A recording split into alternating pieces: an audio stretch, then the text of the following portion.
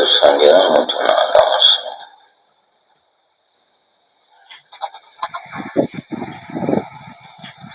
உமது கட்டளைகளால் உணர்வடைந்தேன், ஆதலால் எல்லா பொய் வழிகளையும் வெறுக்கிறேன். உம்முடைய கட்டளைகளால் உணர்வடைந்தேன், ஆதலால் எல்லா பொய்களையும் வெறுக்கிறேன். உமது கட்டளைகளால் உணர்வடைந்தேன். எப்ப உணர்வடைவேன்? 97வது சங்கீதத்துல என்ன சொல்லுது? நாள் முழுவதும் தியானித்து, அதாவது உமது வேதத்துல நான் எவ்வளவு பிரியமா இருக்கிறேன், நான் முழுவதும் அது என் தியானம். அதாவது தியானம் நாள் முழுவதும் தியானிக்கிறேன், அதனால உணர்வுடைகிறேன். 102வது சங்கீதத்துல நீர் எனக்கு போதித்தபடியால் நான் உம்முடைய நியாயத்தை விட்டு விலக. அதாவது உணர்வடைகிறது தியானத்தினாலும் போதனையினாலும். சங்கீதக்காரன் சொல்றது, உமது கட்டளைகளால் உணர்வடைந்தேன். எப்போ? நாள் முழுதும் அது எனக்கு தியானமாயிருந்த போது. 97 பிரகாரம் 102 பிரகாரம் நீர் எனக்கு போதித்த போது. அப்போ தியானமும் போதனையும் இருக்கும்போது வேதம் நம்மை உணர்த்திட்டு இருக்கோம். நான் உணர்வடைந்தேன். சும்மா உணர முடியாது. உணர்வு வருது, எவ்வளவுதான் வசனத்தை கேளு, இந்த உணர்வு ஒன்றும் வராது. நடுராத்திரி பேசினாலும் சரி, மத்தியானம் பேசினாலும் சரி, அதாவது எனக்குள்ள உணர்வு வரணும். அதாவது வேதத்தால் நான் உணர்வுடையணுங்கிற மூலாவது அது என் தியானமாகவும், அதே போல அவரே எனக்கு போதிக்கிறதாவும் இருக்கணும். தேவன் எனக்கு போதிக்கிறதாவும் இருக்கணும்.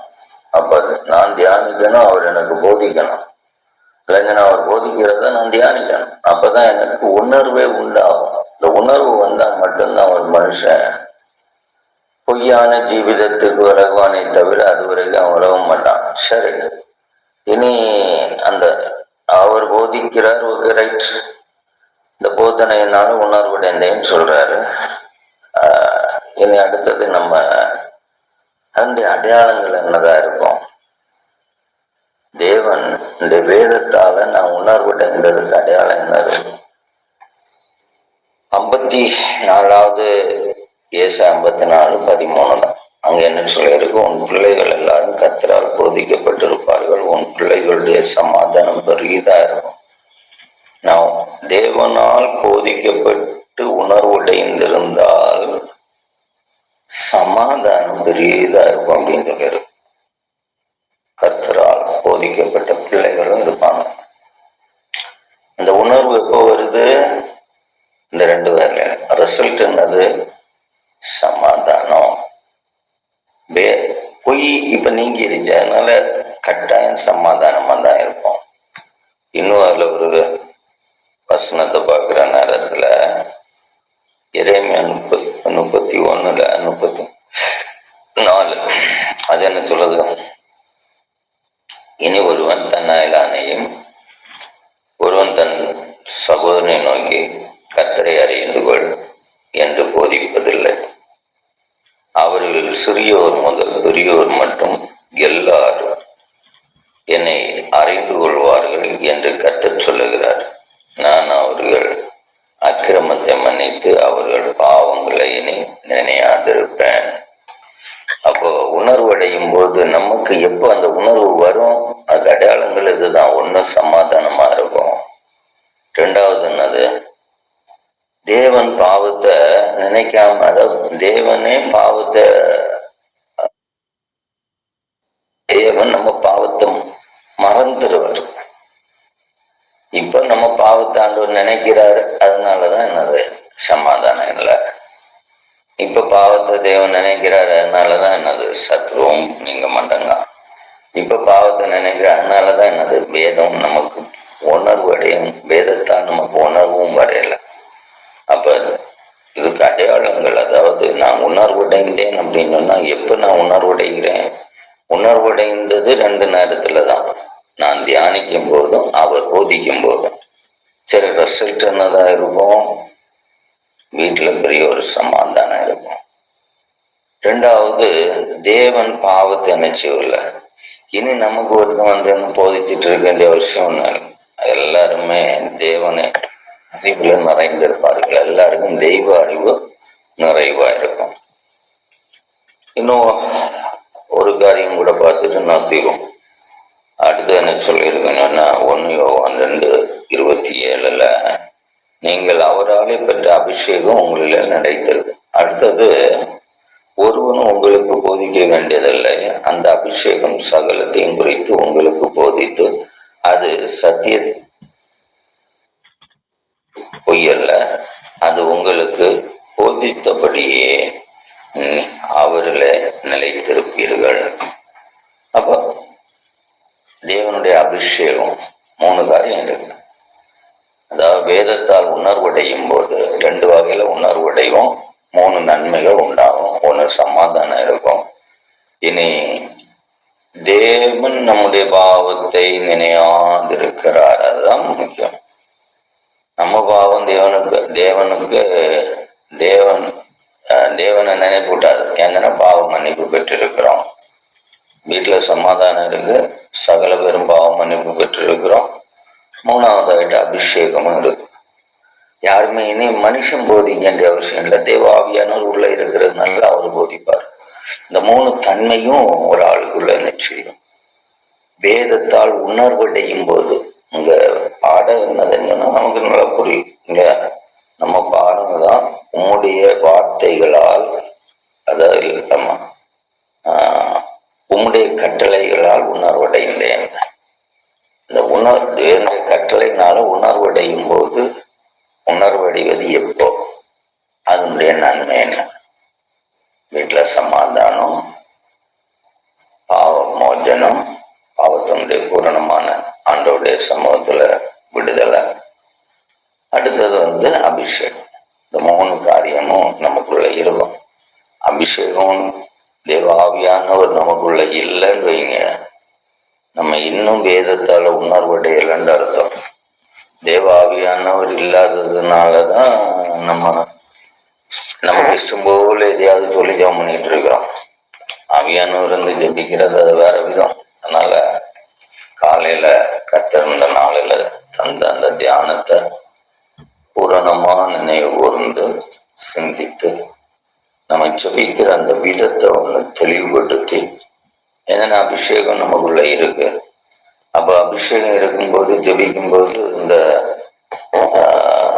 பழைய சங்கீதம் நம்மகிட்ட வராது. அதெல்லாம் ஞாபகம் இருக்கணும். அதாவது வேர்ட்ஸ், வார்த்தைகள் நம்ம அந்த கர்த்தருடைய அந்த கட்டளை நான் உணர்வடைந்து இருக்கும்போது நீ நிறைய சிந்திக்கலாம். நான் என்ன வகையில எல்லாம் உணர்வடைய வேண்டியிருக்கு. பொய் மாறுது, பொய் மட்டுமா? அதை நான் உணர்வடையும் போது ஞானம் என்ன தேடி வந்துட்டு இருக்கோம்.